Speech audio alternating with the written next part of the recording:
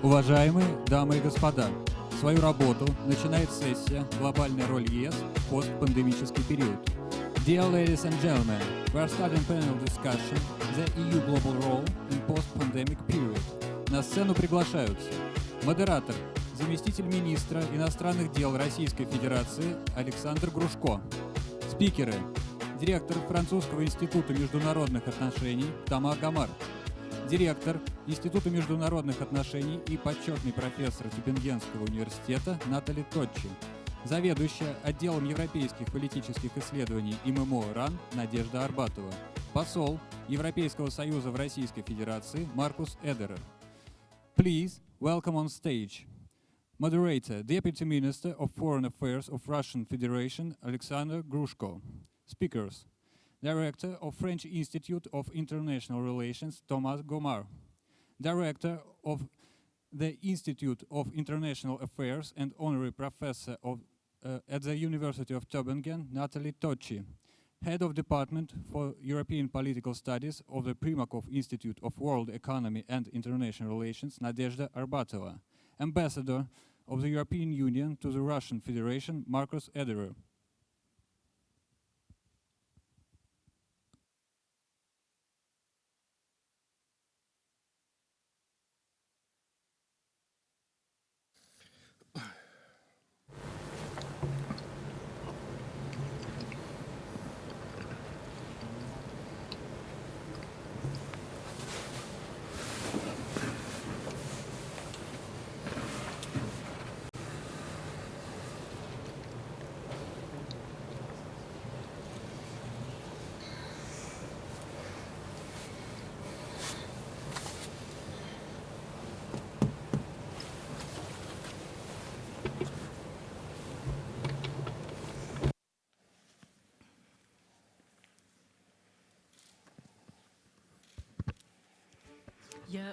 Я много очень писала по всем вот саммитам, по встречам.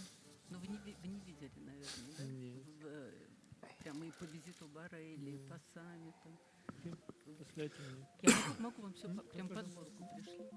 А вы видели это европейский маятник России? То, что The European Pendulum of Russia. No, I didn't. No? А кто-то даст команду, нет? Can we start? Thank you. Good afternoon, the participants of Primakov Readings. It's a great honor for me not only to speak from this rostrum, it's become a good tradition, but to be able to moderate this meeting, which in my view is very important, and it's formulated with the strategic view. The EU global role in the post-pandemic period, so it's phrased in this way. I think it's difficult to imagine what the post-pandemic world will look like and what lessons the mankind, and especially Western Europe, will learn from it. But to look into the future is always useful. And it goes without saying, before we start deliberating on the strategic role of the EU, we need to understand what it means for international relations, the post-pandemic period. Whether the post-pandemic period change the world, the global agenda, will it change the domestic agenda, whether this post-pandemic period will be post-globalized period, remembering about the protectionism, modern trends, strengthening of national interests to support one's own interests, or it will be a completely different construct that will provide for absolutely new algorithms of international relations. And we need to be mindful of the acute phase of the pandemic, so they were always working on the principles that my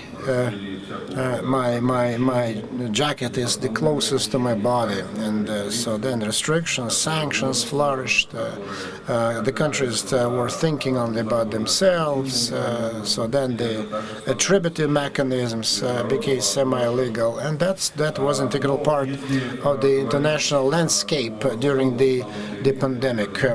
But I think that everyone will come around to my way of thinking if I say that the post-pandemic reality will be multipolar and polycentric situation will become a reality, and it is it that will determine the status of international relations in the post-pandemic period.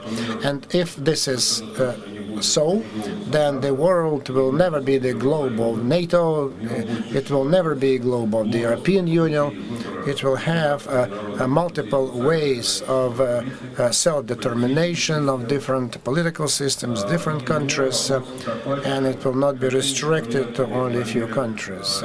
And we'd like just to know what kind of instruments the EU is planning to use to secure its place under the sun. So if there is an axiom that the EU will try to become a sizable pole in this multipolar world, then what kind of instruments it will have to be able just to stand up for its right under the sun. And there are only two aspects that we need to discuss, and the whole gamut of the questions and challenges related to the green transformation. And the second, what is it that we need to pay attention to? Whether the EU will it strive to acquire military and economic autonomy. So how the EU will be building its relations with the rest of the world? Will be the competition based on general rules, or they will be concentrating on restraining their competitors. And as a result, we have a dilemma that everyone will have to decide. So how they see their relations with other poles, China, India, the United States, and certainly we're interested in Russia as well. So while the EU abandons the concept of four joint spaces or areas that for many years have been the main platform on the basis of which we were building relations, then with all due respect, so the five Mogherini principles so cannot be regarded as a sound and viable structure designed for the relations with Russia, because this is the platform that will never stand the test of time. And we work on the assumption that good relations between the EU and Russia it's in the interests of both systems, the EU and Russia, and I think that such good relations is a global asset for the EU as well. But now we can see that there are other prevailing trends to turn them into geopolitical liability for the United Europe. I'd like to start our discussion offering the word to those who are not here in this conference room and who are online with us right now. Just we need to pay our tribute to the digital age, and I would like to invite for the discussion our first speaker, Toma Gomar. Over to you, please.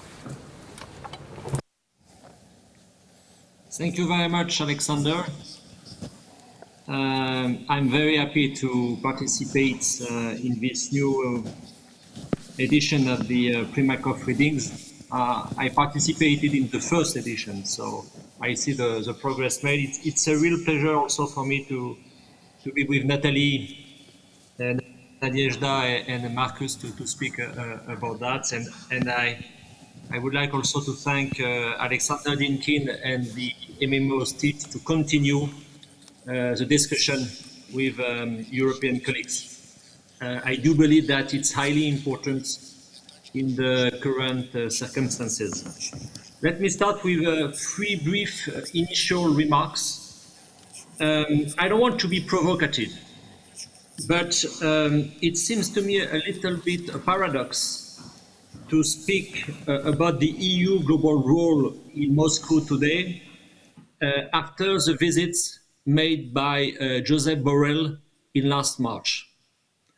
To be honest, we have the feeling sometimes in Europe that, and that's a big difference with the Chinese diplomacy or the US diplomacy, that there is a wish in Moscow to neglect the EU and precisely its global role. So thank you very much to IMEMO for having put, this title and this session on the agenda. The second initial remark, Alexander, as you know, I belong to those, and I think there are quite numerous around this table in the room. I belong to those who think that EU-Russia robust relation is a precondition for global stability. And unfortunately, as you said in your initial remarks, we are away from that. The third initial remark is about the description of the international scene or the international system after the pandemic. First of all, I do think that the pandemic has not yet finished, and that there are different sequences all over the world with these pandemics. But certainly, the EU is, I will be back on that, in a better shape than it was only a few months ago. So I would like to deal with three points quickly for this presentation. First of all, what has been produced by the pandemic? For me, this pandemic was sanitary in its roots, in its causes, and technological in its main consequences. We had many lockdowns, different regarding the various parts of the world. So the bodies were locked when all the minds were interconnected more ever than before. And I think that this propagation, of technological tools, like the one we are using today to debate, is certainly one on the main consequences of this crisis. Second, for me, this pandemic was an accelerator of forces already visible before last February or last January. One of these latent force, it is the fact that now the EU is number 3 on the international scene, and that we have a sort of, I don't know if it's a proper wording, but a sort of duopoly between China and the US. During this pandemic, what was very important for the EU, it was our ability to finish the negotiation with the UK. And as you know, Brexit consumed a lot of political resources during the last 4 years. A footnote which is important maybe also for Russia and for discussion, since that when you read the integrated review produced by the UK, for the UK the main threat is Russia. It's a footnote which is, in my view, important to be underlined. Lastly, regarding what has been produced by this pandemic for the EU, obviously we had many difficulties, many troubles, some tensions between state members, within societies, no doubt. At the same time, it's quite remarkable to note what was done for the recovery plan, what was done for the EU to adapt, for instance, its vaccination plan, which is doing quite well at the time being. My second point is to focus on the European Green Deal. I could have, decided to focus on other issues such as space autonomy, such as, digital governance, but I would like to focus on that because it's of primary importance for Russia. For the EU, as you know, there is now a clear objective of decarbonization by 2050. that will lead to deep consequences for global markets, especially energy global markets, plus also deep consequences for oil and gas producing countries, and namely Russia. I think that the EU has the ability to contribute to a climate club, and obviously one of the biggest issue it is its project to establish carbon taxation at its border, which will be a game changer and which will in fact redesign many economic relation between the EU and its partners. Third and last point, in terms of regional priority, I think it's always important to remind that in terms of policy of development, the EU is a main donor, especially towards Africa. African countries and their development is something which contribute to the EU global posture. Second, the neighborhood. Obviously, there is an ability, a wish, political wish for the EU to improve its relations both with Turkey, with Russia, also to secure Ukraine and other countries. And it's very important to underline the tools which can be used by the EU to do so. And lastly, something maybe less known in Moscow, the EU has also an ambition to be present in the Indo-Pacific region, which is in fact the idea that the center of gravity of the world system is shifting towards Asia-Pacific. There is a rise of China, the rise of India, and there is a world east of Suez for Europeans. And it is something more and more articulated, by Europeans. So I stop there, maybe by a reminder, which is important to say, in my view, which is about the nature of the EU. I think that's something on which we are very often mistaken in Moscow. It's to believe that the EU could act like Russia, like the US, like China, like other powers. But as you know, the EU is a political prototype, and its nature is not based on civil military relations. And I think that this nature deserves to be defended and also defend to be respected by others. Thank you very much, Alexander.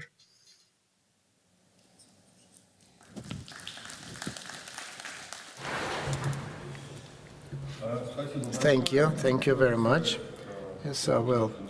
So I will try to moderate it very briefly and very concisely. I'd like to give the floor to our next speaker and participant, but I wanted just to stress that Russia does not expect that the EU will be acting like China or India. We understand the nature of the EU, and we work on the assumption that this nature of the EU, in some of its traits and qualities, unfortunately does not contribute to improving relations with the Russian Federation, and on issues of many common interests, and the position is formed on the basis of the common denominator, and this common denominator determines the countries that sometimes lack the strategic vision as to how to build relations with its eastern partner, the eastern neighbor. Okay, we'll go back to this discussion, and I would like just to ask to Natalie Tochi to join us. Well, thank you very much. Thanks for the invitation. Wonderful to be back at the Primakov readings. Indeed, not quite as good as being there in person, but for this year, I guess this will do. So what I'll be saying, in many respects, is going to be echoing some of the remarks that Thomas was making earlier. And I'll really start off by saying something which may sound a little bit strange, and that is that last year, i.e. 2020, was actually a good year for the European Union. It may sound strange because indeed, particularly after the first weeks of the outbreak of the pandemic, there was a lot of talk in Europe and in the broader world about a crisis, the third crisis, I should say, of solidarity within the Union. And indeed, here in Italy, this was something that was very strongly felt in those first weeks of the pandemic.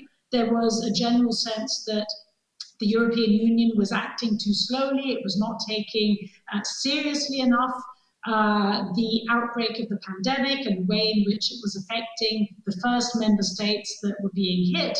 And of course, Italy was at the front line.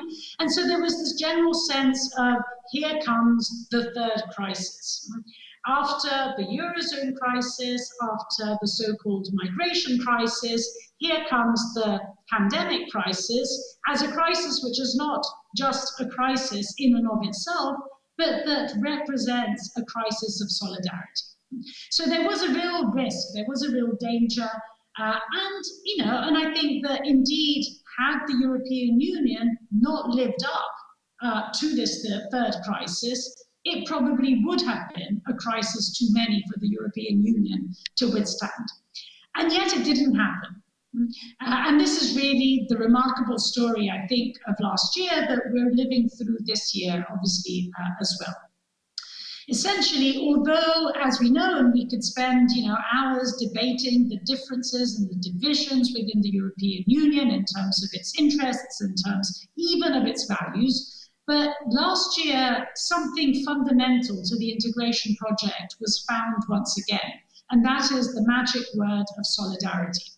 It was a word that was only halfway found with the Eurozone crisis. It was a word that was certainly not found with the so-called migration crisis, and it was found in the context of the pandemic for the simple reason that there was a growing appreciation across the Union that we may disagree with one another. Perhaps we don't even like one another all that much sometimes, but we are a community of fate. And as a community of fate, there was this growing recognition that we will only be able to exit this crisis together.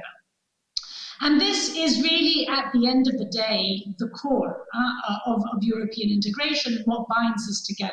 And refinding that was really of the essence. Now, having found that magic word, basically what was done through the course of the pandemic was two fundamental things which really create the prerequisites of a European global role, which inevitably hinges upon a European refound sense of unity, if you like, on the inside. The first point, and of course Thomas was mentioning it, is that through the agreement on Next Generation EU, through the agreement of putting 750 billion on the table to exit the crisis, there was, in a sense, the potential was reopened to continue the work that was left hanging in midair after the Eurozone crisis. Now, of course, the proof is going to be in the pudding. It will depend on how this money is spent and therefore the extent to which it generates economic convergence within the Union, and above all, it generates trust between the member states. But essentially, Next Generation EU, and therefore through the prospect of a mutualization of future debt, through the prospect of raising own resources for the European Union, there is the promise to dust off the shelf what probably only few will remember, the report, for instance, of the 4 presidents back in 2012, which essentially traced the path that went from a monetary and banking union through a fiscal union to a political union. That possibility returns now to the table through Next Generation EU and the way in which this program will be implemented. So basically, through the pandemic, the EU refines the way in which integration has always happened, i.e. using the proverbial crisis and transform it into an opportunity.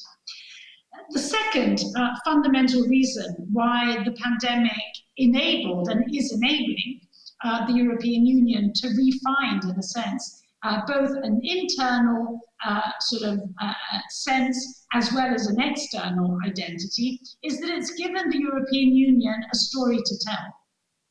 In many respects, one can look at the crises that the European Union lived through, beginning, I would say, with the constitutional crises back in 2005, up until the pandemic, as being crises in which essentially the European Union had lost a story. It had lost its narrative. The quote-unquote old narrative of peace on the continent after 2 world wars is, of course, a powerful narrative, but in many respects, it had lost traction, certainly amongst younger generations. That is a narrative that, in a sense, works well for the generation of my parents, not even my generation, in a sense. The second narrative through which the European Union developed was the narrative of prosperity and the single market. The idea of the opportunities provided by European integration. And that was a narrative that was obviously very badly hit by the sovereign debt crisis. So basically, the European Union sort of lost a story to tell. Through the pandemic, through Next Generation EU, it has refound that narrative. And it's the narrative that Thomas was referring to. It's basically the green narrative, it's the digital narrative. Now, in all honesty, these were two pillars that already pre-pandemic were being presented as two of the main storylines of this commission. So when the von der Leyen Commission came into office, green and digital, as well as geopolitical, were the three main sort of words, if you like, flash words underpinning the program. But before the pandemic, particularly when it came to green and to digital, in all honesty, they were little more than slogans. There was not real money. There was not a real program behind these words. Through Next Generation EU, through the fact that over 50% of the funds will be channeled to these programs, basically the European Union is substantiating a new narrative that does have traction with newer generations, that does have traction in the wider world. So basically, and you know, as I said, at the moment, it's not a foregone conclusion. The implementation will have to work out. But basically, the European Union is in a far stronger internal position to be able to play its external role. And the other point, which of course facilitates this, is that through the course of the pandemic, the wider world has, in a sense, also recognized something that is fundamental to European integration, which is the fact that when it comes to the major challenges of our age, which basically fall into the domain of climate, of digital, of demography, basically, these are all transnational, and of course pandemics, these are all transnational challenges which require multilateral solutions. They require multilateral solutions, and of course, as we know, multilateralism is one of the existential features of the European Union, of European integration. Now, to simply end on a different note, and perhaps a more pessimistic note, not to give the impression that it's all too rosy, of course there is still a lot of work to do. Although the European Union, as I said, has refound a green and digital story, although it can and it will contribute to a strengthening of global governance in these fields, it is clear that the so-called traditional challenges and threats still remain very much present, and particularly in the sort of space that we inhabit, both, of course, the European Union and Russia. So I think in this particular domain, in the sense that third word that the current Commission President heralded geopolitical, this is obviously where a lot of the legwork still has to take place, particularly in terms of taking greater risk, with greater responsibility when it comes to our surrounding regions. So, as I said, I don't want to paint an excessively rosy picture, but I did want to put the emphasis on the fact that whereas the European project was a project in crisis up until the pandemic, through the pandemic, it has really opened up the potential and the opportunity to sort of make a fresh start. And I'll stop there. Спасибо большое. Thank you very much. I cannot refrain from asking a question to our presenter. We understand indeed that European Union in the present situation is looking for new strength point, new points of development. In a sense, the European Union found itself in a crisis of search for identity. And if we go back to the reason it was set up, so this goal of, reconciliating Germans and French, and the French was addressed indeed. But those narratives that today will create the position of the European Union in the future require rethinking, reconsidering. Just look at the pandemic and the nature where the virus doesn't know borders, and the green transfer and the green course that currently the European Union is going to use as the main tool to ensure leadership among other leaders in the global world. I will remind you that they earmark for the purpose of support of the post-pandemic economics 1.8 trillion euros, and out of them approximately 30 to 40% will be spent to develop green technologies to this green transfer. The European Union today works on the ideas of introducing so-called imposing the carbon footprint tax in many products, and the world faces the goal of digitalization of economy, which will certainly cause changes in social relations. It's absolutely clear to everyone. I would like to ask, all those topics on one hand are in the center of attention of the EU. On the other hand, they have this wide global character, this wide nature, and they cross the borders of this integration union. And we need to do everything so that within the old demarcation lines, the conventional agenda would not be complemented by the problems that we can avoid today, because everything that Natalia mentioned about the future of the European Union actually is relevant to Russia, not just because it is in line with our domestic agenda.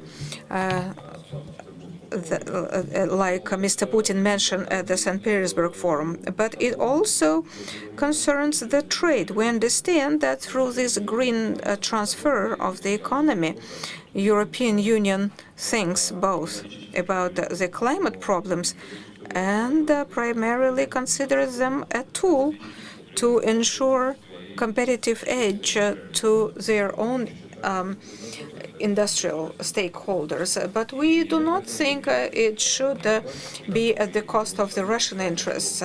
I want to ask a question. If the European Union is ready to have a dialogue with all the partners on the horizon, and that will certainly be determining the idea of the international relations in a year or two or three.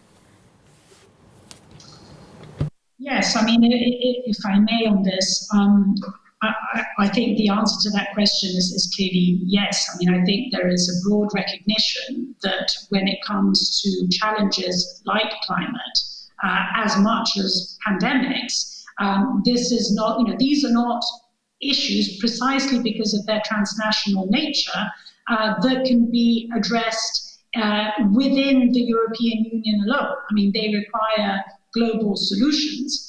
And whereas there are some policy areas where, if you like, I would say the sharing of values really becomes, in a sense, really trumps, if you like, everything else. I think when it comes to challenges like climate or like pandemics, we may not agree on many things, we may not even agree on fundamental values, but there is a fundamental need to work together.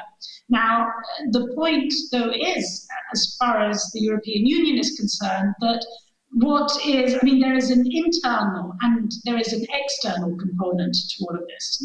So it is crucial that the European Union internally develops its policies, which of course requires reaching agreements. And for instance, if we just stick to the case of climate policy, it is clear that we will have to find the right balance and sort of bring together the aim of, for instance, energy transition, an ambitious energy transition, so as to reach our net neutrality goals by 2050, as well as developing effective just transition policies, because one cannot go without the other.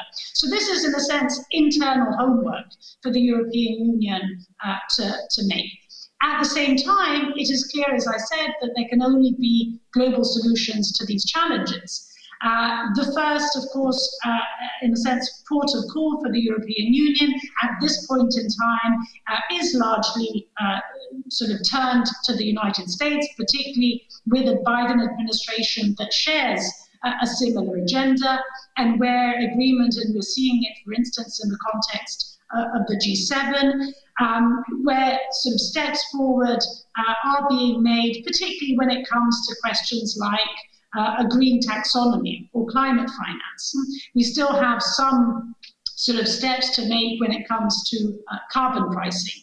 But then the idea is really that of, in a sense, reaching a critical mass of consensus that can then cascade, in a sense, into other multilateral formats and into other bilateral formats. So I think, and I'm sure Marcus will be mentioning this as well, there is a European Union Russia angle to all of this. There is a G20 angle to all of this. I mean, we will need to, in a sense, develop cascading consensuses on these issues so as to reach COP26 with that critical mass of support that we need in order to move forward towards a net neutrality goal, which is not simply a goal in words, but that actually starts delivering in practice as well. Спасибо большое. We thank you very much. I understand that you agree that global problems require a global approach. In a sense, they require joining efforts of the whole international community at the basis of equality to consider the interest of all the stakeholders of international community. So speaking about the kind of tilt to the USA, we here slightly forgotten about the politics and military subject. And it's important because what's happening today in the military area sets the framework for the things that we want or we don't want to see in the future. And that should determine the essence of our relations in future. And then I want to just recall the famous quote of the first General Secretary of NATO, Lord Eastwood, that said the purpose of NATO is to hold the United States in Europe, Russia outside of Europe, and Germany under Europe. That's what he said, end of quote. If we replace Germany to European Union, then the trends we observe in the military political area, then the merging that's happening between European Union and NATO demonstrates that military and political autonomy as a feature of future autonomy is under big question mark. And we see that for many matters, with many questions, European Union becomes a derivative of the strategic views of the Americans, how to arrange this kind of rocket carrier, the missile carrier parked near the shores of the Russian Federation. And I would like Nadezhda Arbatova to mention this military and political aspect of security. I thank you. Thank you very much. First, I thank you for the chance to talk here at this forum. I'm grateful to the audience who had the patience to stay here until the end of the day, and I believe that they are rewarded by the most interesting panel. So I would like to start with your first question about the post-pandemic world. I think that the main trends that will shape this world are being created now. It's the relations, the weight of the main centers of power. Europe as a full-fledged power center is not new. 100 years ago, it was a dream of pan-Europe idea followers, but it has shaped only nowadays with the main strategy of security, setting the course for strategic autonomy. What is that? It's turning the European Union into the comprehensive power center with all the necessary attributes, including the military component.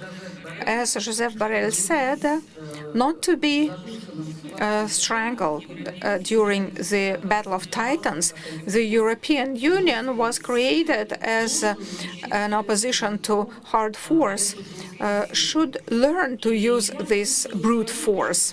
And in my point of view, well, what triggered this process was the crisis of the Atlantic relations that actually questioned the willingness of the US to protect the European interest in the post-bipolar world. Speaking about the polycentric world, it's much more flexible than bipolar world. The rivals today may be allies tomorrow, and the other way around.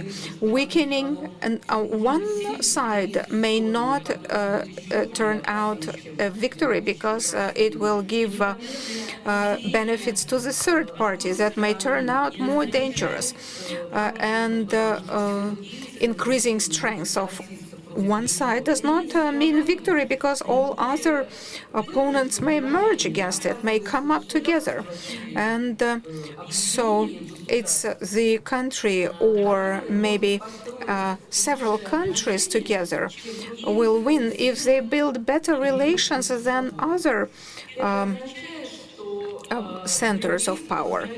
And it means that for the European Union, the course for strategic autonomy will not just be triggered by requirements of internal development or new directions, integration, including the military potential, but the relations with other power centers, including the US, China, and Russia.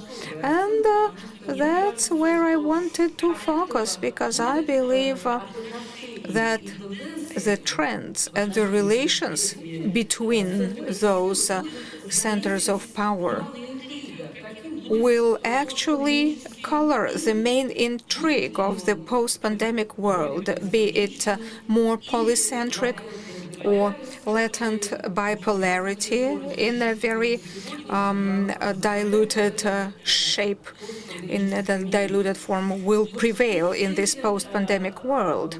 And so let us go back to the recent speech of Josep Borrell at the presentation of his new book on European policy in COVID times, where he defined the external policy of the European Union.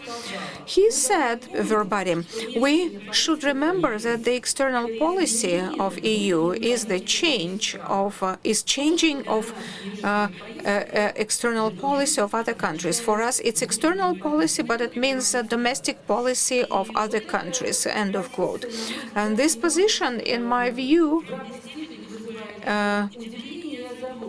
actually causes both surprise and concern. Before this statement, the goal of external policy of any state was to ensure the beneficial, most favorable environment for this state activity. Certainly, the human rights should be part of the external agenda, but they cannot oust all other matters, including international security, arms race, conflicts, and others. Then Borrell's position is actually a deviation from the global security strategy, which, in my view, was the first realistic conceptual document, and so digression from the rhetorics and democratization of other countries in favor of sustainability, which has become the main principle of relations, of attitude of the European Union to other countries.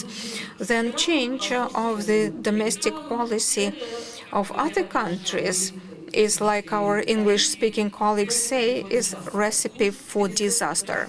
Recipe for disaster. When you try to change others, no matter how beautiful are your principles, they cannot be imposed by force. They cannot be cursed to unprepared society. They are counterproductive because they are capable to reverse all those, even though modest, achievements that the countries had for the day.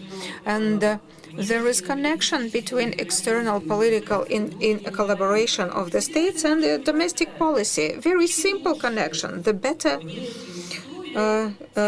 the external environment, the more favorable the domestic development of the state. And I would like to remind you that Andrei Sakharov, whose 100 years we celebrated recently, was returned from exile at the moment to Moscow when the Soviet Union and the Reagan's America made a step to disarmament. And now briefly, in a nutshell, about the relation of the European Union with the main centers of power. Of course, the United States will remain an ally, but the relations will be different, totally different. I'm afraid we underestimate the fact that this trigger for strategic autonomy was derived from the crisis of conventional Euro-Atlantic relations. And then the adherents of NATO Atlantic associations thought that the reappearance of the Cold War will bring the relations of Europe to the ante condition. But certainly we can resume the Cold War, but we could not possibly resume the relations that existed during the Cold War and that guaranteed good connection between the allies. So the European Union is not ready to follow in the rut of the United States, in the wake of the United States, because the EU has its own interests that is going to stand for and is going to support, and the EU is not ready to be just an instrument to support American interests. China, a very interesting subject. So the problem of the relationship between the EU and China, which by the definition of Borrell is a partner, competitor, and adversary simultaneously. So the problem is it's very difficult to maintain the balance between these three components of China, especially in the international politics of Borrell, so which is supported, by the way, by Biden. That is why if the simultaneous politics of hard sanctions to the United States and the EU vis-à-vis China, if it prevails, if this prevails, then certainly competition and adversariness will certainly prevail, and that will certainly determine the reformatting of international relations towards bipolarity. So the approach to Russia is very close to the approach of the EU to China. It's the selective cooperation, and then. But at the same time, it has no strategic goal and containment of Russia. These are the three most important parts, because the European Union does not have a common enemy that created anti-Hitler coalition. No pandemic, no international terrorism did not bring together the EU and Russia and the West together. Failed to do that, but at the same time we have one common horrible threat, which is the threat of a global conflict, which may occur as a result of regional conflicts, incidents, contradictions that could not be settled. It might occur. And that is why I think that we all, the EU including, we need a new Eastern policy. So the policy in the spirit of Willy Brandt that did not intend to change the Soviet Union into democratic society. So that the main goal was change through coming together, through bringing us together. That was the main politics. That's what Emmanuel Macron is saying too. And in conclusion, I'd like to say that the EU, as a center of power, may play a very positive role in the international relations under certain circumstances, specifically if all centers of power play by the rules, same set of rules, and that's yet another very important component to ensure good cooperation between all centers of power. Thank you. Thank you very much. You were saying that one of the factors that influences many things is weakening. The way I got it, maybe just it's not word for word. This weakening of attention of the United States to the problems of military security of Europe. So we may agree to it, but only up to a point, because we have seen. So we have seen these manifestations in the line, political line that Trump was pursuing. We could see those manifestations, but if we look at the situation in an impartial way, and because we are. So we're not at the times of the Cold War when the thousands of tanks were facing each other and troops were facing each other, and so that actually determined the military component of the Cold War. That's exactly what was happening. But now just so the threat of this direct opposition and military conflicts was put on the back burner, and that's why the autonomy of the EU had a chance to develop very rapidly. Then the United States exited from the agreement of the missiles of medium and average distance, and so then Europe turned into a site of deployment of American military missiles, So Putin came out with a moratorium of deploying similar missiles in Russia. We remember the 70s and the 80s of the last century when the problems of medium-range missiles made people take the streets when American bases were blocked in Italy and Great Britain because of the deployment of medium-range missiles, nuclear in the 70s and 80s. So then in the Netherlands, they were not deployed, and the Tomahawks were not placed there. But now, so this is all history, and millions don't take to the streets. And I think that this is the time when the European voice should sound very loudly and clearly, and especially in the military sphere, to determine your own interests, what are key interests for the existence of the EU. And its evolution towards the global center of power in a new polycentric world. Can you comment on that? Yes, exactly. I think that Europe is responded very painfully to the United States exiting the medium-range missile agreement, and I think that the European politicians were making the statements that this agreement should have been saved,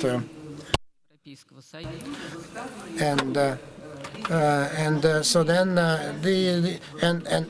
then actually, so they were speaking against Russia, about the role of Russia, that did not support the agreement as well. And so I think that Marcus will prove me wrong, or not prove me wrong, and give some examples. And that scared Europe very much. So this medium-range missile deployment treaty. And so now just we try, and we remember this anti-missile movement. We remember it very well. And it's not there. Thousands don't take to the streets, but I think that will come. So I think that Europe was very much concerned that the Americans destroyed this agreement, and so we speak about the military potential that is needed. Everyone is saying Trump, so they're accusing Trump, complaining about Trump, that he destroyed. So everything had been destroyed before Trump came to power. Because even under Barack Obama, because Barack Obama was, after Clinton, the most pro-European president, and the Europeans understood there is no way back. That Europe, so then, is not part of the United States priorities anymore. That all the priorities go to China and Asia. And the protection of European interests in the Mediterranean, Eastern Mediterranean. So will be all. So gravitating towards the Europeans should decide that. America left them, and that is why. So there's a creation of the EU future, sort of about 50 projects, and the cooperation and integration, and the integration, two different things. But the military potential is, as I was saying. It's not a myth, but not yet a reality. But there is a movement towards that accomplishment. Thank you. Yes, but nevertheless, this is the situation on one hand. So then the priorities change, the role of the United States diminishes, but there is no clear vision that the Europeans could have as to the way they're going just to build security system in Europe, and we don't feel that they have this clear vision of how to build this security system. So then, so the Markus Sederer, distinguished ambassador. So before I give him the floor, I cannot but quote one of the founders of the European Union, the first federal chancellor, Konrad Adenauer, and who was suggesting that we all live under the same sky, but the horizons are different for everyone. And Jean Monnet, who, as we know, was preparing the famous declaration of Aberchomey on May the 9th, 1950, was saying that the world peace cannot possibly maintain without making ultimate effort that would be commensurate to the dangers that it contains within. and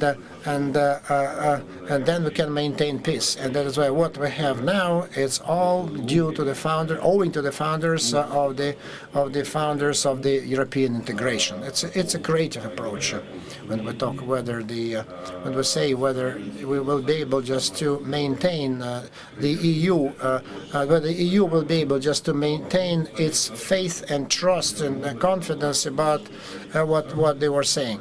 And so then the creative policy of the sanctions that the European Union has been using for a reason or for no reason and continues to spiral, snowball them. So I don't, so they think that it's one of the instruments of guaranteeing the importance of their own role in the global community, and I would not regard it as fair competition what they're doing. So what needs to be done to change the situation for the better? To Alexander Dinkin and his MMO team for not only organizing this conference every year, but also for inviting me to this panel. And I'm happy and pleased to be with such distinguished co-panelists as Nadezhda, Natalie, and Thomas, and under the able guidance of the Deputy Foreign Minister, which is in a way a little bit provocative, this guidance, but I made a promise to myself that I will not engage in a bilateral dialogue with Alexander on the quality and future of the EU-Russia relationship. We have exchanged these arguments so often, and I have heard yours again today, that I don't think I want to bore everybody to death, but rather maybe come back to the question which guides this panel. If you look at the second part of the question, and it has been mentioned by some, what is the post-pandemic world like, in which we all have to position ourselves, the EU, for the purpose of this panel, Russia, China, the United States, everyone. It has become a conventional wisdom that the crisis, this particular pandemic, has accelerated existing trends, but I would suggest to you that some of these trends have gained a gravity which means that in some ways this world will be reshaped also from what we knew before. We see a number of trends which determine this post-pandemic world, and as somebody said, we are not really post yet, but the future always starts in the present. We have a less predictable world. We have a more polarized world, and I think even Alexander would agree with that. A most polarized world also between governments which feature democratic governance and governments which feature autocratic governance. We have shaping competition, if not confrontation, between the United States and China, which may be the epitome of my previous argument. We have a new form of globalization, which some call already deglobalization, but with a massive trend to reshoring critical assets on our own territories, or looking at the reordering of the value chains, regionalization of the value chains. We have a crisis of multilateralism, which is of importance for the European Union. And we will have to fight with the remainders of this pandemic. As long as not everybody is vaccinated, I think we are all not safe. And we may need to go through further rounds of vaccination. And I agree with those who have said today that it's a world which actually requires more cooperation and not less cooperation. But the pandemic has also shown that we had, on a very important challenge which should have united us, we had less cooperation, and indeed, actually we fell apart on a number of important issues. And we had competing narratives, to say it very neutrally, if not disinformation campaigns. And therefore, I think it should come as a warning that future challenges, as they develop in front of our eyes, should be handled in a better and more cooperative way. It will not surprise you that I very much agree with what Thomas and Nathalie have said, so I will not go into detail, but just to take this area of health. The EU is now at a level of 50% of all Europeans having received the first shot and almost 25% having received their second shot. And the EU has exported 240 million doses of vaccines produced on EU soil to other countries. With this, the EU is the leading international actor having exported vaccines to other countries. I do not want to talk about others today. I mean, you can make your own calculations when I speak, and I will not name Russia, I will not name the United States, but I mean, these figures speak for themselves. 1/3 of all doses which have been administered through COVAX, this international initiative to bring vaccination in particular to the developing world, 1/3 has been provided by the EU. And I could go on. So I agree with Nathalie that, according to the good Chinese proverb, this crisis has also turned out to be an opportunity for the EU to reorder, to reset itself as an important international player, and I think it will also pay off in the future when we talk about the post-pandemic world. Let me concentrate on one aspect which has been mentioned. It plays into this idea of sovereign autonomy, and I would say that in the post-pandemic world, the EU will have to start with its strengths to play this role of gaining sovereign autonomy. One is, of course, that the EU is and remains an economic superpower, biggest market, but even if you look at the import-export figures, it will remain an economic superpower, a technological power, but it will be, and I think that should be our ambition, it will be the green power. It will be the leading green power.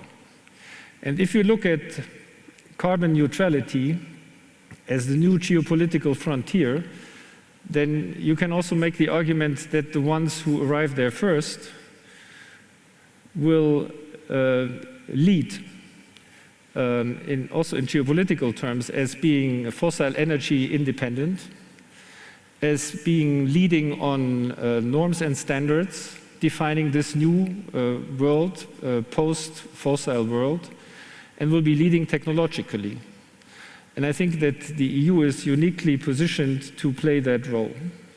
I mean, not only do we have the most developed emissions pricing system, the emissions trading system, we have developed the most cutting-edge technologies. We have a very strong regulatory framework in place, and now, it has been mentioned, we put up 1.8 trillion euros, out of which 30% go into climate-related projects. That's 500 billion euros. I agree with Nathalie, it needs to be spent wisely, but if spent wisely, plus the 20% which has been earmarked for digital matters, the EU has a very good chance to survive in this new geopolitical world, which will very much be dominated by those who have heard the shot, who are moving ahead, while, as it has been said also, cooperating with others, not only in the Paris Agreement setup, there's Article 6, we all have to agree on certain communal standards, but also bilaterally. And maybe the only argument I will make about the EU-Russia relationship, which is in bad shape, as everybody would agree, is that if we manage to green that relationship, we will also be able to hopefully stabilize it.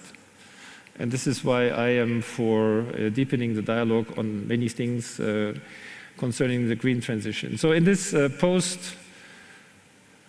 pandemic world, the EU would try to play the role of a pole with the power attributes I have mentioned. Hard power attributes will come, but it will take more time than what I described in terms of economy and digital and green transition. It will try to present itself as the partner of choice for many others. It will try to reinvigorate multilateralism and tame multipolarity through multilateralism, true multilateralism, including everybody and not reducing multilateralism to a P5 formula. And it will try to cooperate and have an outreach with everybody willing and capable of joining in such a post-pandemic world. It is a dangerous world. It's a very fluid situation, and we are called upon to work together. And the EU has been mentioned as a partner, competitor with China. The transatlantic relationship shaping up after elections in the United States. The EU just having had a summit with India, a very successful one. We are relaunching trade negotiations. We concluded a connectivity partnership and a number of other things. So I believe that, including in the Indo-Pacific, the EU will play the role of an important pole with all the weaknesses we have. I mean, we just had another discussion on consensus in foreign policy decisions. You may have seen the various voices on that. It is something which holds us back from making quick and decisive decisions. At the same time, it also has a kind of an effect Europe always had, that we try to get everybody on board and then move. It takes sometimes a little longer. And I admit that we are not perfect, and we would be happy if others from time to time admitted that they are not perfect either. The last sentence I will say is when you said, Alexander, that the post-COVID world will not be a global NATO or a global EU, I do not believe it will be a global Russia either. Thank you.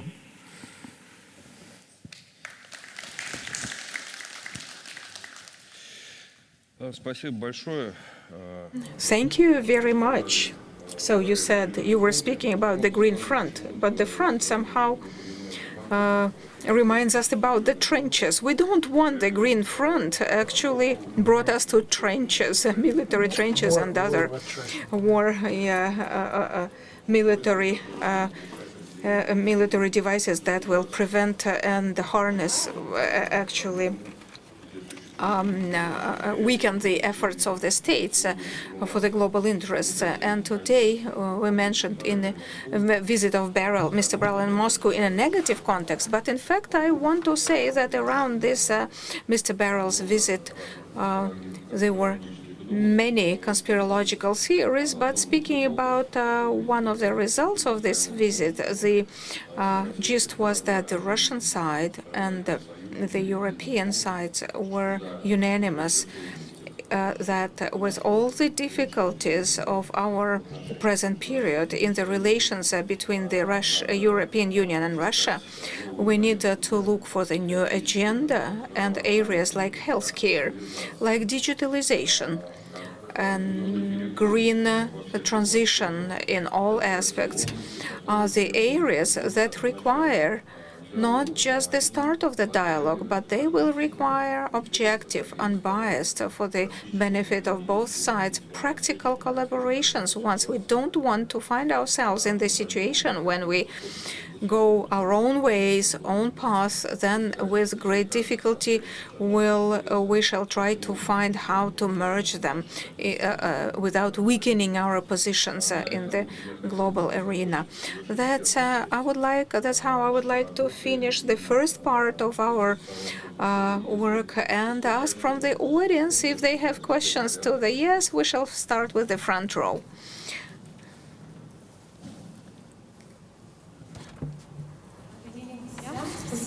Yeah, good afternoon. I thank you for the opportunity to ask a question. My name is Mila Serovich, and I'm participant of the youth session of Primakov Readings.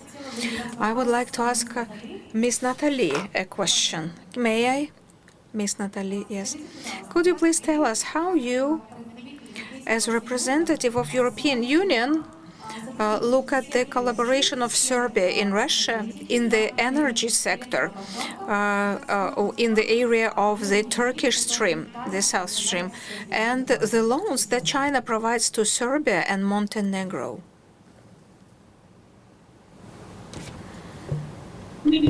Firstly, let me highlight the fact that I'm not a representative of the European Union, so I can only speak for myself.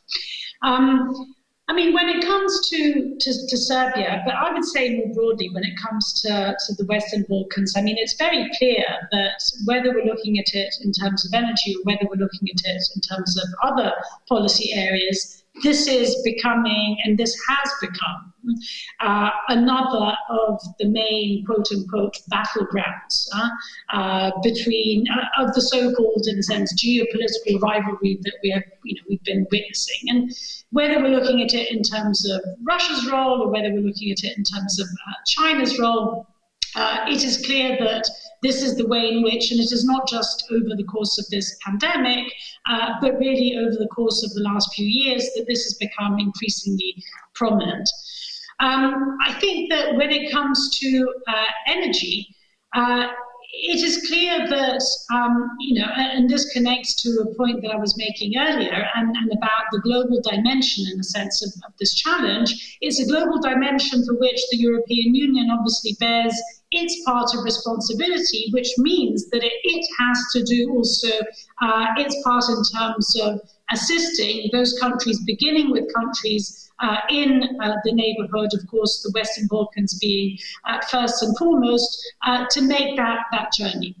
And in a sense, and this connects also to a point that Marcus was making, to the extent that countries of the Western Balkans are supported in their own energy transition, they will themselves become, in a sense, more independent and more autonomous, and therefore less amenable, in a sense, to being played off by different powers. So I think that ultimately the European Union has an interest in assisting countries like Serbia to make this journey, both because of the policy imperative in and of itself of green transition, of energy transition, but also because by making this transition, it also enables countries like Serbia to essentially sort of make their own path rather than being pushed and pulled in different geopolitical directions.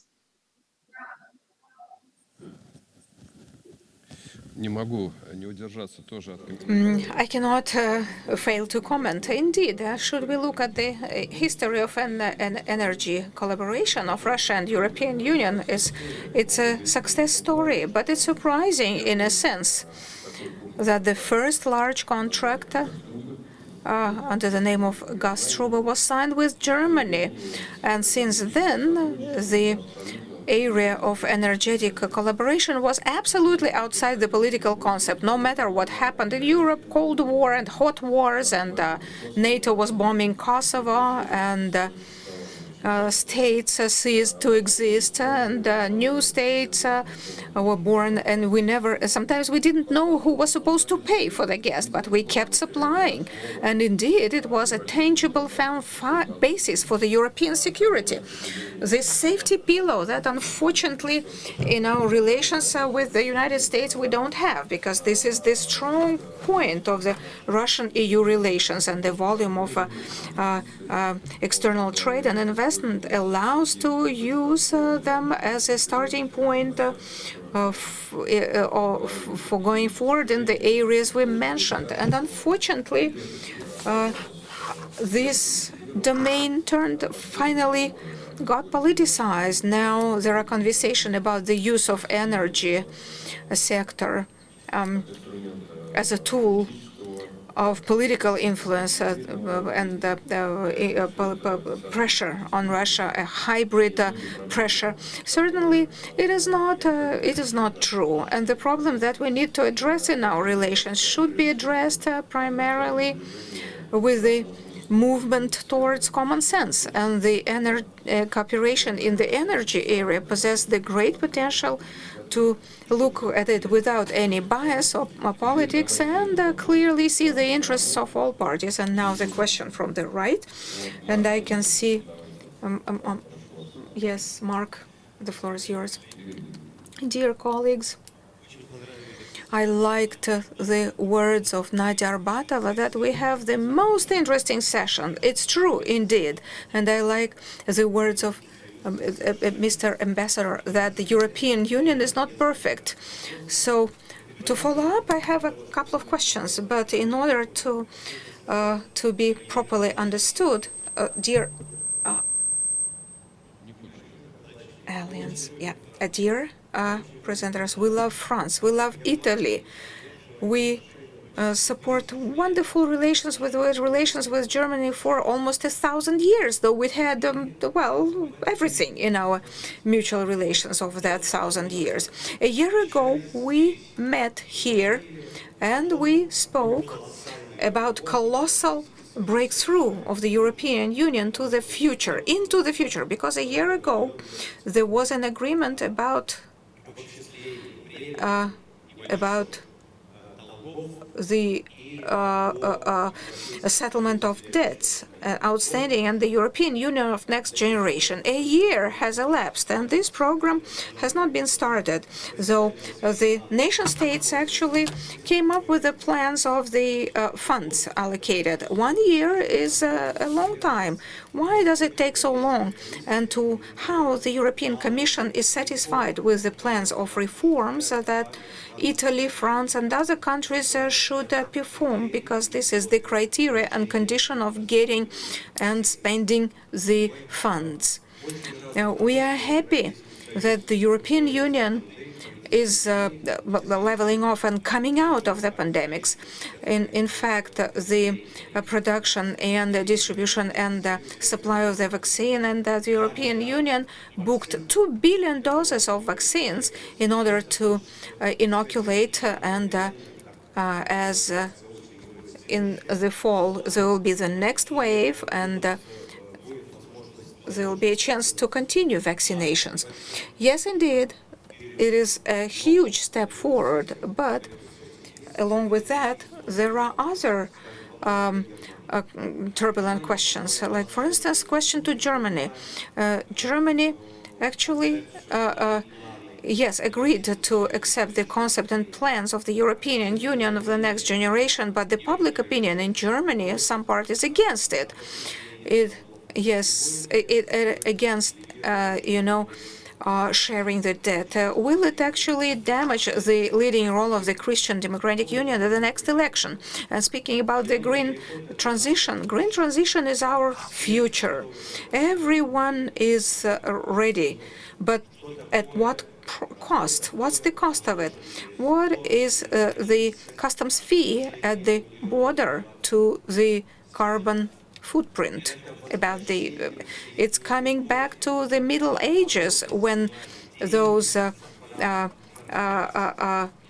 feudals actually imposed taxes on the right to trade. Would it be right to tax not those who produce, but those who consume? It could completely change the concept of green transition. And a little question about Indo-Pacific. There is a colossal economic interest in collaboration and interaction, but there is military and political aspect. That is the battleships that are moved across the oceans, and the involvement of the France and the European Union into the military activity. So what's the foundation for that on the of the post-war conditions, when the France and the UK and the United States reserved the right to control the territories in this world?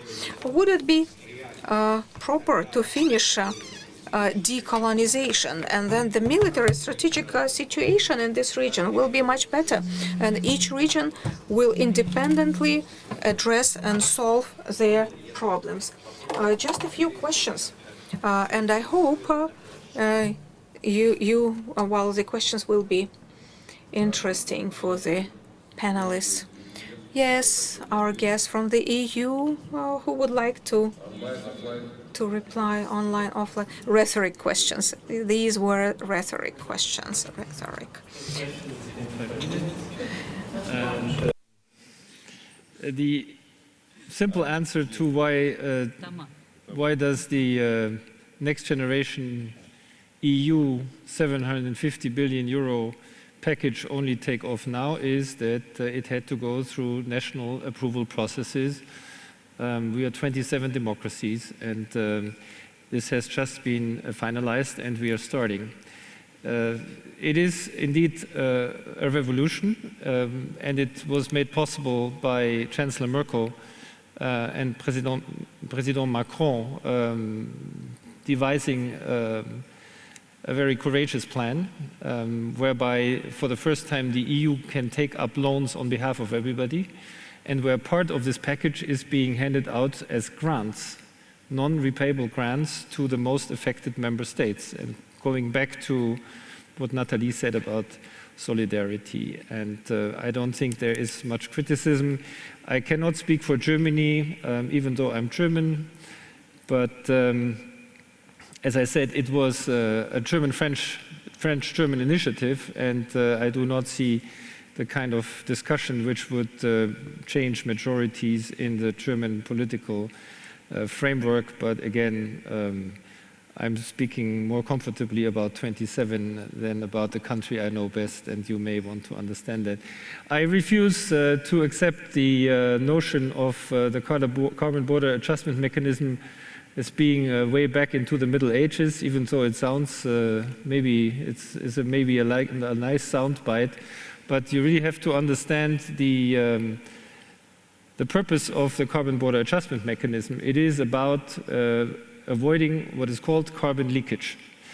Carbon will be priced in the EU, yes, but any incentive for our industry to move outside the EU where they can produce more cheaply, namely without carbon pricing, or any incentive for others trying to replace EU production by importing without having to pay a carbon price, should be disencouraged.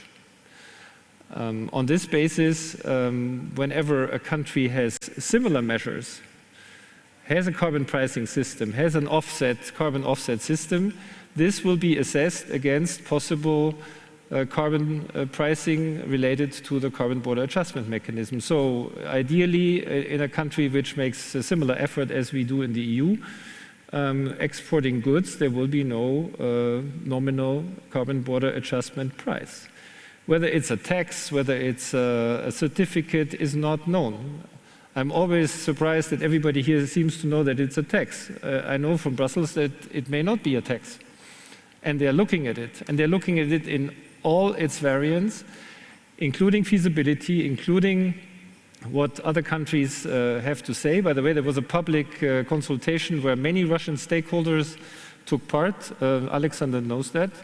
The Union of Industrialists, the Ministry of Economic Development here. So, you know, it's a pretty inclusive process. And, you know, let's criticize it when it's there.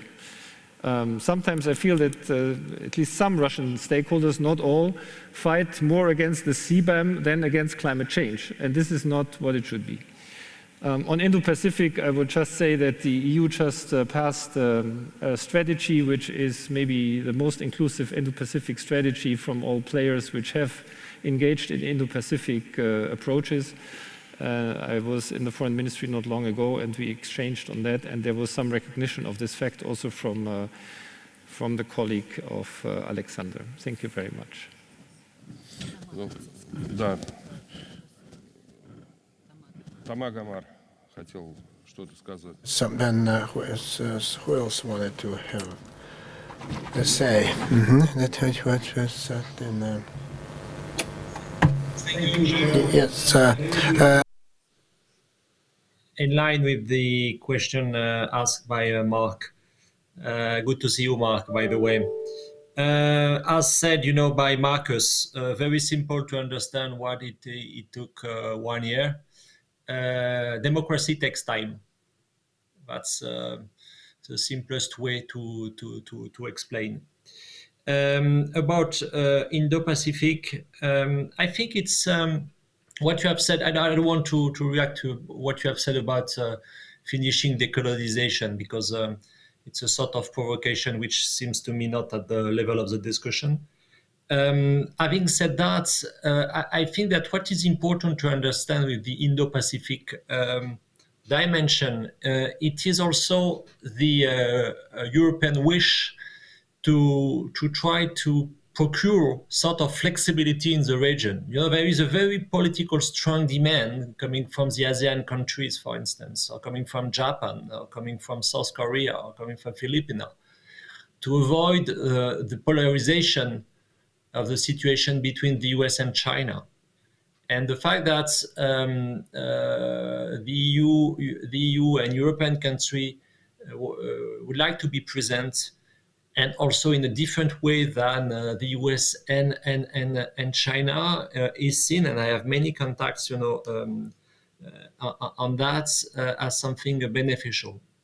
Now, two other things to try to maybe to put, you know, discussion at another level. I think that in our discussion there is still a big difference. You know, it is a fact that in Europe at the time being, I mean, either in Moscow or in Brussels, we have a very strong difference about, you know, what was the most important thing in 1989. And I think that for us, it was the Berlin Wall. And before the Berlin Wall, we had Tiananmen repression. And I think the question we should try to deal with jointly is, what is the most important event? Was it Tiananmen or was it Berlin? And I think that for Europeans, for EU countries, it is clearly Berlin.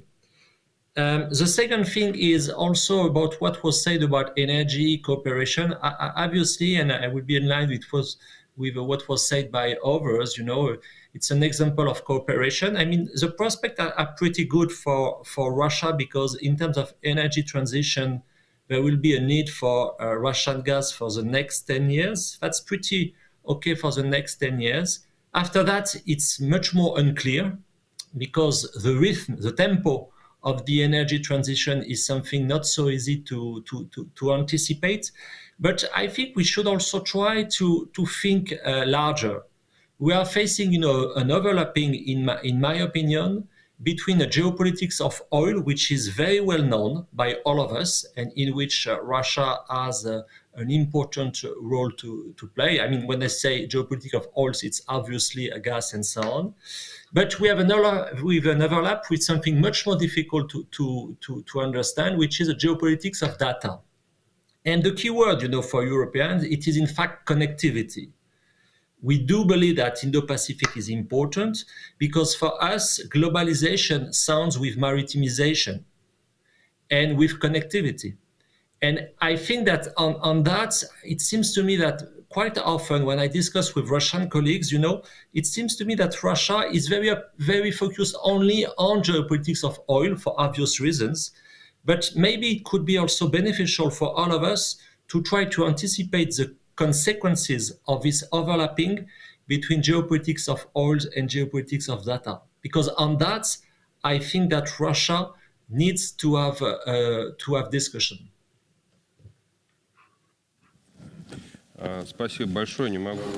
Thank you. I can't but make two comments.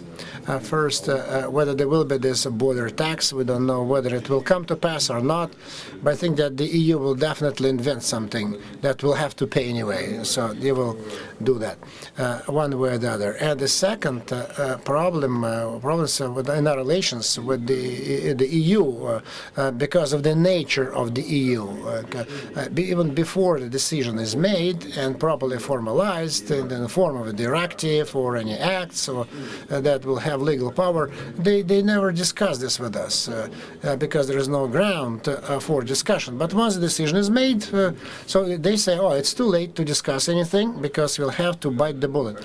That's it.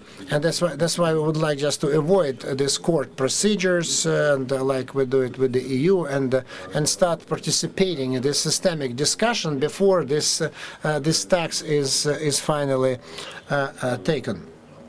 and not to restrict only about the carbon footprint and the taxes. We need to bring into play all the factors that would help the problem of climate change, and then including nuclear power and the CO2 consumption by the woods, etc. And then the last point, what concerns us very seriously is the concept of Indo-Pacific partnership. We work on the assumption that for Asia and South Asia and for this huge, gigantic region where we have the main growth drivers and political influence and trade routes, so we need to make an inclusive approach. We need to entertain it. So which is ASEAN, and these plans, especially plans related to its military dimension, the so-called creating Quad. And this is something that breaks this unified space and has to do with the task of the United States, formulated by United States, aimed at constraining China. So I have just to. So let's take one last question using our power of the moderator. So take one last question.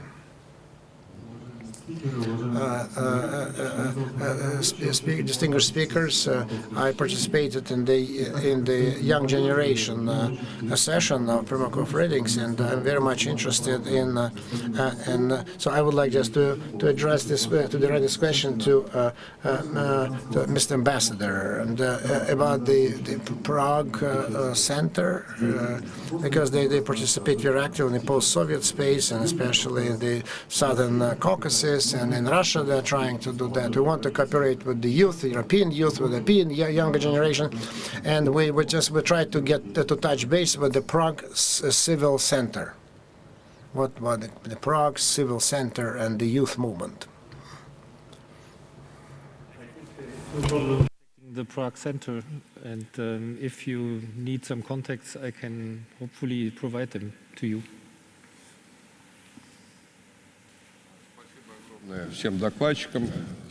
I'd like to thank all the speakers and the organizers for this unique chance to deliberate, to discuss, and to get to think about the global EU role in the post-pandemic world. And unfortunately, we need to be responsible with the time discipline, so we have not covered every rat hole. But I'd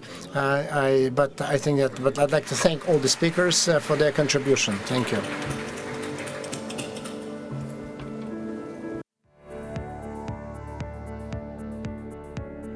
Уважаемые дамы и господа, сейчас мы приглашаем вас на ужин.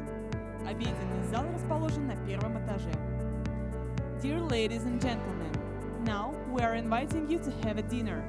The dinner hall is on the ground floor.